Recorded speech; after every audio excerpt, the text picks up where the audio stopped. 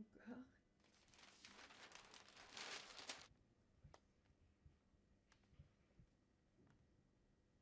Ça ne va pas être le choc voulu par Gallois de ce point de vue-là, mais on voit bien que le choc qui était voulu par Gallois était un choc d'offres positif, mais accompagné par un choc de demande très négatif, puisque le financement de ces 20 ou 30 milliards est reposé sur les seuls ménages. Et il est là, sans doute, la nuance assez intéressante apportée par le gouvernement, qui était de dire on ne pouvait pas demander aux ménages, à qui on a déjà demandé beaucoup, en 2013, à savoir il y a déjà 20 milliards dus au budget qui a été voté il y a un mois, qui repose sur les épaules des ménages. On ne pouvait pas rajouter en 2013 30 milliards supplémentaires, ça aurait fait 50 milliards sur la seule année 2013 pour les ménages, c'était suicidaire. Prendre en compte un contexte conjoncturel dégradé est une bonne idée, c'est-à-dire qu'une augmentation de la TVA, lorsque la demande repartira et sera suffisamment autonome, aura moins de conséquences que le faire aujourd'hui, où on voit bien que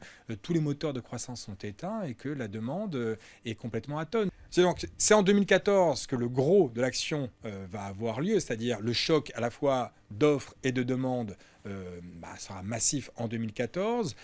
En 2013, il peut y avoir tout de même certains effets positifs sur l'offre, puisque on peut demander à avoir une avance de trésorerie sur ces crédits d'impôt. Et donc, c'est pas négligeable. Et puis, il ne faut pas négliger le phénomène de confiance. Alors, on a du mal à le mesurer, mais effectivement, puisque le gouvernement prend des décisions, ça peut tout de même redonner confiance aux investisseurs, ça peut redonner confiance aux entrepreneurs qui disent voilà, on va avoir des mesures qui vont nous aider dans le futur.